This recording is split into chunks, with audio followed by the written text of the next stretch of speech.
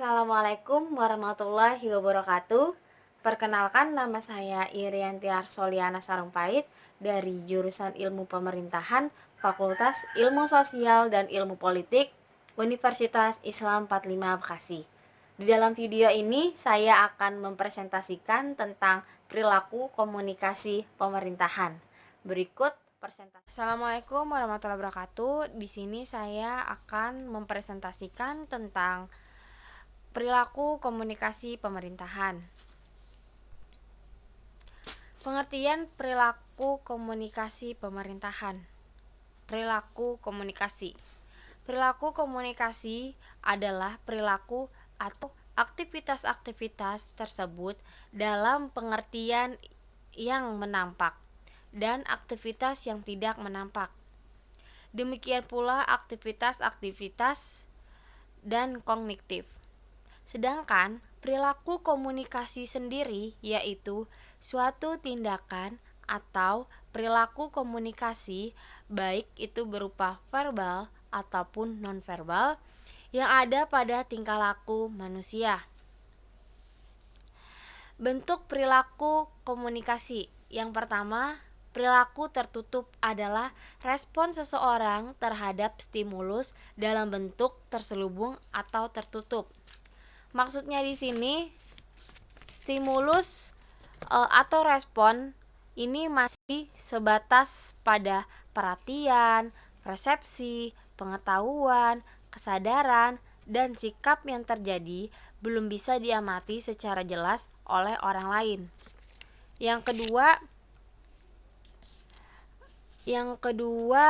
perilaku terbuka adalah respon seseorang terhadap stimulus dalam bentuk tindakan nyata atau terbuka.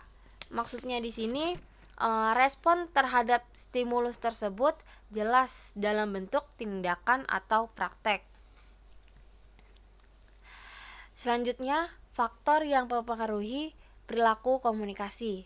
Menurut Lewis Green bahwa perilaku itu sendiri dipengaruhi oleh beberapa faktor, yaitu yang pertama, terwujud dalam sikap dan perilaku petugas lainnya yang merupakan faktor predisposisi yang terwujud dalam pengetahuan, sikap, kepercayaan, keyakinan, nilai-nilai, dan motivasi.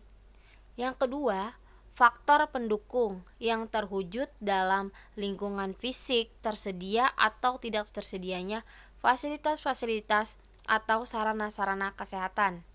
Yang ketiga, faktor pendorong yang kelompok referensi dan perilaku masyarakat.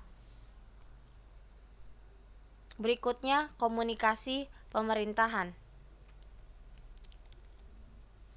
Komunikasi pemerintahan adalah komunikasi antara hubungan yang terjadi dalam konteks organisasi pada pemerintahan.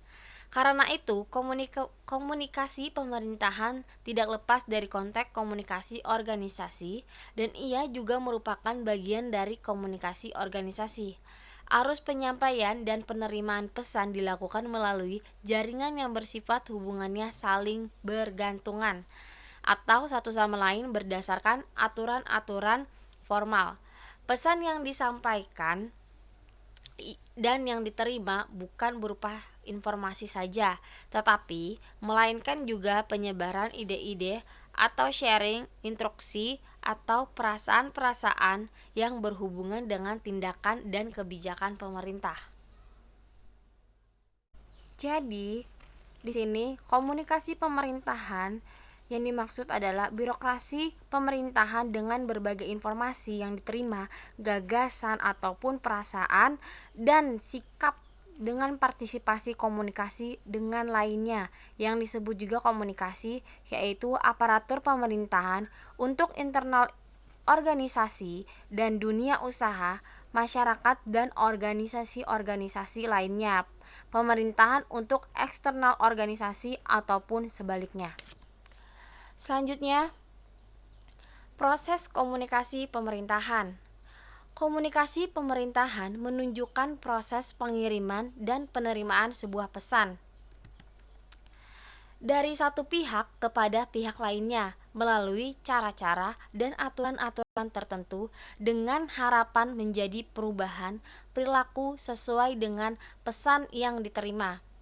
Jadi, tiap komunikasi pemerintahan adalah hasil dari proses rumit yang meliputi berbagai kognisi dan perilaku. Jadi, komunikasi pemerintahan pada hakikatnya merupakan proses penyebaran dan pertukaran informasi di dalam dan di luar organisasi. Melalui komunikasi pemerintahan, maka eksekutif pemerintahan bertukar dan berbagai informasi dengan yang lain, yaitu dengan legislatif, dengan staf, dengan pelaku bisnis, dan dengan masyarakat melalui komunikasi eksekutif pemerintahan atau administrator atau manajemen pemerintahan bermaksud untuk mempengaruhi sikap, pemahaman, dan perilaku birokrasi dan masyarakat. Dengan demikian, tiap orang yang terlibat dalam penyelenggaraan pemerintahan, demokrasi merupakan bagian dari proses komunikasi pemerintahan, baik sebagai sender di satu waktu dan di waktu lain yang menjadi actor. Next. Bahkan, komunikasi pemerintahan tidak saja sebagai sarana atau alat bagi pemerintah untuk menyampaikan dan atau menerima informasi tentang suatu kebijakan publik, misalnya, tetapi juga sebagai sarana memadukan kegiatan-kegiatan terorganisasi dalam mewujudkan kerjasama. Juga merupakan sarana penyaluran masukan sosial ke dalam sistem sosialisasi dan sarana memodifikasi perilaku, mempengaruhi perubahan, memproduktifkan informasi, sarana untuk mencapai tujuan, serta membantu pelaksanaan dan memadukan fungsi-fungsi manajemen. Adapun fungsi komunikasi dalam suatu organisasi termaksud organisasi pemerintahan sebagai organisasi non-profil adalah fungsi informatif, regulatif, persuasif, dan integratif. Fungsi informatif berarti komunikasi dipandang sebagai suatu sistem prosesan. Selanjutnya, fungsi regulatif dalam komunikasi organisasi merupakan salah satu fungsi penting dan berguna, terutama dalam mengatur hubungan yang ada di suatu organisasi. Umumnya, fungsi regulatif identik dengan kumpulan peraturan-peraturan tertentu. Selanjutnya, fungsi persuasif adalah komunikasi yang bertujuan untuk mengubah atau mempengaruhi kepercayaan, sikap, dan perilaku seseorang hingga bertindak sesuai dengan apa yang diharapkan oleh komunikator.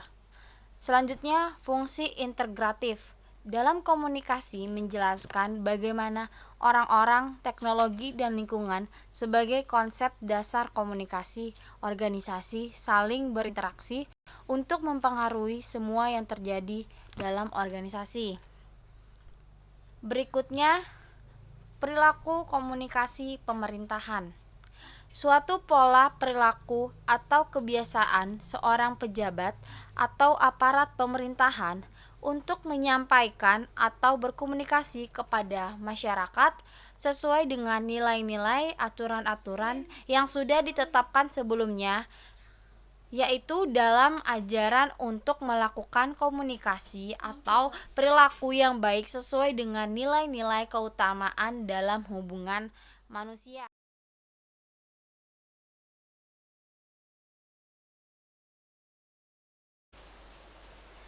Baik, selanjutnya, perilaku komunikasi yang baik dalam pemerintahan. Untuk menuju perilaku pemerintahan yang baik dalam berbagai program pembangunan, baik itu pembangunan di bidang sosial, ekonomi, pendidikan, dan kesehatan. Untuk menuju komunikasi yang baik, jika dibangun kesadaran terhadap aparatur pemerintahan dengan menyampaikan segala bentuk program kepada masyarakat, sesuai dengan norma-norma dan nilai-nilai yang ada sehingga menimbulkan kepercayaan kepada masyarakat terhadap kinerja pemerintah. Maksudnya di sini dalam menyampaikan apapun pertukaran informasi, ide untuk menghasilkan perubahan sehingga terjalin sebuah hubungan yang baik antara pemerintah dan masyarakat. Jadi, pemerintah harus mengutamakan norma-norma sesuai peraturan-peraturan yang ada dalam proses berkomunikasi agar perilaku yang baik di dalam pemerintahan menjunjung tinggi nilai-nilai kejujuran terhadap penyelewengan dan penyimpangan akan dapat segera diketahui sehingga tidak sempat menular kepada aparatur yang lain dan dapat diselesaikan. Oleh karena itu, aparatur yang bersih merupakan modal utama bagi pemerintahan birokrasi yang tangguh. Baik, mungkin itu sekian presentasi dari saya. Jika ada kesalahan mohon dimaafkan. Terima kasih. Wassalamualaikum warahmatullahi wabarakatuh.